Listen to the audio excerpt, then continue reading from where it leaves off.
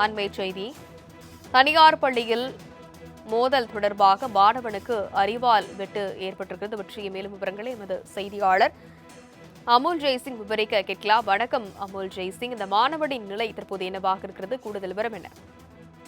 நிச்சயமாக திருநெல்வேலி மாவட்டத்தில் பள்ளி மாணவர்களுக்கிடையே நண்பர்களுக்கு ஏற்பட்ட மோதல், வாயு தகராறு போன்ற காரணங்களுக்காக அரிவாள் போன்ற அந்த பயங்கர ஆயுதங்களை பயன்படுத்தி தாக்குதல் நடத்தப்படுவது தொடர்கதையாகி வருகிறது. இந்த நிலையில்தான் தற்பொழுது இந்த சம்பவம் நடந்திருக்கிறது. தொடர்ச்சியாக இந்த நடைபெறும் சம்பவங்கள் பெரும் அதிர்ச்சியை ஏற்படுத்தியிருக்கிறது. பள்ளிக்கூடங்களில் அதிகரித்து வரும் இந்த வன்முறை சூழலும் மாணவர்கள் மத்தியில் அரிவாள் கலாச்சாரம் வேரூன்றி வருவது ஒரு கவலைகரமான ஒரு சூழ்நிலையை ஏற்படுத்தியிருக்கிறது.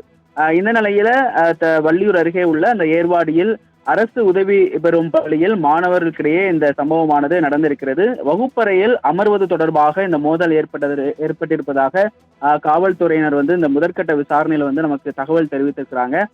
தொடர்ந்து மாற்று சமூகத்தை சேர்ந்த ஒரு மாணவர் பட்டியலின மாணவரை புத்தக பையில் அரிவாளை மறைத்து கொண்டு இந்த மோதல் வகுப்பறையில் அமர்வு தொடர்பாக ஏற்பட்ட மோதல் ஏற்பட்டிருக்கிறது. தொடர்ந்து இந்த மாணவர் தன் கொண்டு வந்த அந்த மறைத்து கொண்டு வரப்பட்ட அந்த அரிவாளை எடுத்து பட்டியலின மாணவரை வெட்டியிருக்கிறார். இதில் 6 இடங்களில் அவருக்கு காயம் ஏற்பட்டு தையல்கள் போடப்பட்டிருக்கிறது.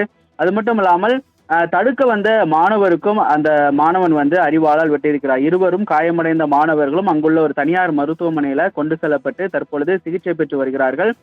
தொடர்ந்து பாத்தீங்கன்னா திருநெல்வேலி மாவட்டத்தில் கடந்த ஆகஸ்ட் மாதம் சேரன் மகாதேவியில் இந்த வாயு தகராறு ஏற்பட்டு மாணவர்களுக்கிடையே மோதல் ஏற்பட்டு கைகலப்பானது.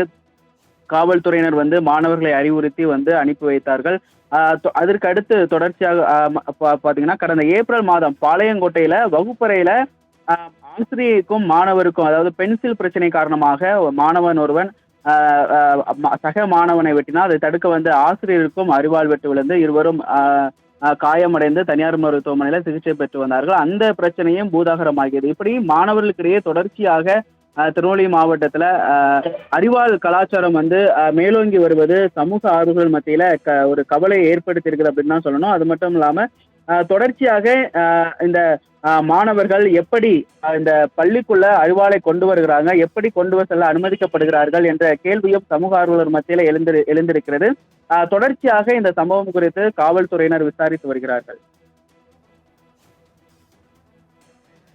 விவரங்களுக்கு நன்றி அமுல் ஜெய்சிங்.